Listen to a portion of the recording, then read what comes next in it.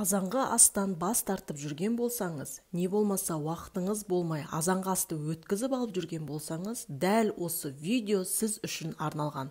Таңғы астың адам ағзасы үшін қандай маңызды орын алатынын осы видеодан біле алатын боласыз. Қайырлы күн, қадірменді YouTube көрермен.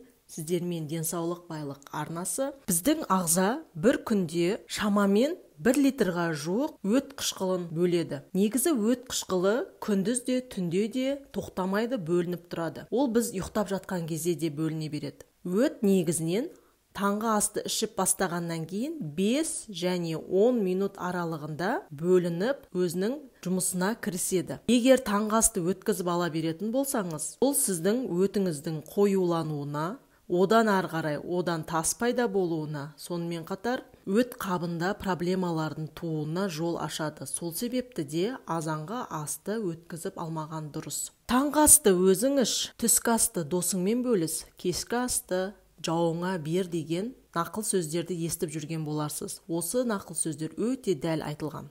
Қытай медицинасы бойынша өт пен бауыр денсаулығына ең маңызды ол таңғы асты өткізіп алмау. Яғни таңғы асты міндетті түрде ішу. Өйткені бұл органдар өтті шығаруға жауапты. Түнде өт қабында жинақталады. Оның босатылу үшін таңғысын жақсы тамақтану керек. Әйтпесе ол жинақталып, кейін сол органның проблемасына пайда болады. Таңғы ас міндетті болып табылады. Және бір кесе кофе бұл үшін жарамайды. Бауыр адамның ең үлкен мүшесі. Ересек адам үшін оның салмағы шамамен 1,5 килограмм. Бүкіл кезең бойы ол үздіксіз өтті шығарып отырады.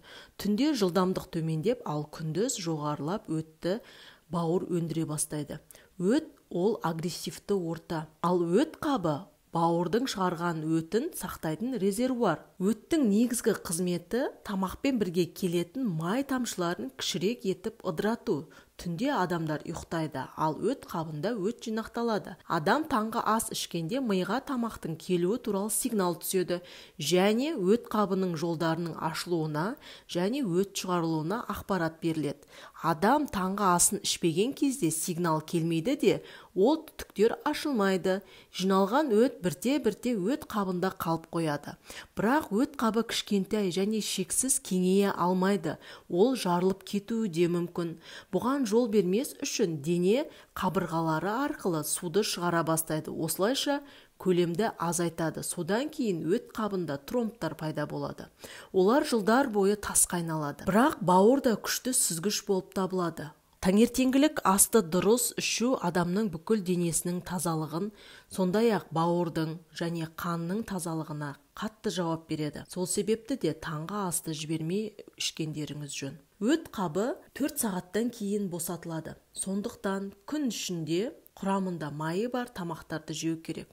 Бұл май адамның ағзасына пайдалы май болу керек. Ол пайдалы май деп атқанымыз қанықпаған май қышқылдары, мысалға. Ол балық өнімдерінде жиі кездеседі. Не болмаса зәйтүн майына жасалған тамақтар. Сондай-ақ сары май. Таңғы асқа біз үнемі сары майды жеп атамыз. Таңғы асқа сары май жағылған 2 бутерброд жесеңіз, ол өт қабы үшін өте пайдалы. Қорыта айтқан кезде осы айтылғандардың бәрінен бір ғана ұғарымыз: адам таңғы асын ешқашан да жібермеу керек. Таңғы асты міндетті түрде адам баласы ішу керек. Таңғы асқа аппетиттің кейбір адамдардың тәбеті тартпай тұрады. Ол не себептен? Себебі көп адамдар жататын уақытқа қарай тамаққа тыңқиып тойып алады да, ол тамақ түнімен дұрыс қорытылмай шығады. Сол себепті азанғысын адамның тәбеті болмай тұрады. Негізінде жатар уақытқа 2-3 сағат бұрын кешкі тамағыңызды жеп, жататын уақытқа қарай тіпті қарныңыз қатты ашып жатса, бір кесе айран ішіп жата салсаңыз болады. Сол кезде сіздің ағзаңыз осы режимге үйреніп, азанғысын аппетитіңіз, яғни тәбетіңіз ашылып оянады. Бәрін айтта, бірін айт. Бұл нәрсенің бәрін айта бергеннен пайда жоқ. Егер адам осыны ұғынып, сол нәрсені өзінің күнделікті өміріне енгізетін болса ғана ол нәрсе пайда алып келеді. Сол үшін де қадірменді YouTube көрермен, денсаулығыңыздың сау болуы, өмір жасыңыздың ұзақтығы, салауатты өмір салтын ұстану мәдениетіңіз, бұның барлығы өзіңізге байланысты. Біз айтамыз, ақпарат береміз, бірақ орындау ол сіздің міндетіңіз. Денсаулыққа үлкен жауапкершілікпен қарасаңыз, ол да сізге ұзақ жылдар бойы солай қызмет жасайтын болады. Білесіз, денсаулықты ешқандай да ақшаға сатып ала алмаймыз. Оны тек күтеміз. Не болмаса, машина бұзылғандағыдай оның запчастарын ауыстыра алатындай денсаулығымызда ондай функция жоқ. Сол себепті денсаулық бізде біреу ғана, оны мейлінше күтіп, барлық ақпараттарды құлақ елегінен өткізіп, өзіңізге қалай ыңғайлы солай тамақтану мәдениетін қалыптастырыңыз. Бірақ қазіргі таңда кішкентай балалар, мектепке баратын, студент оқушылар, жұмыс жасайтын 30-дан асқан, 40-тан асқан кісілердің көпшілігінде бұл таңғы асты жіберіп алып жатады. Сол себепті де жауапкершілік танытып, таңғы асты міндетті түрде ішіп, және оны май тағамдарымен, бір кусок балық жесеңіз де, балықтың май тағамдарымен байытып тамақтаныңыздар.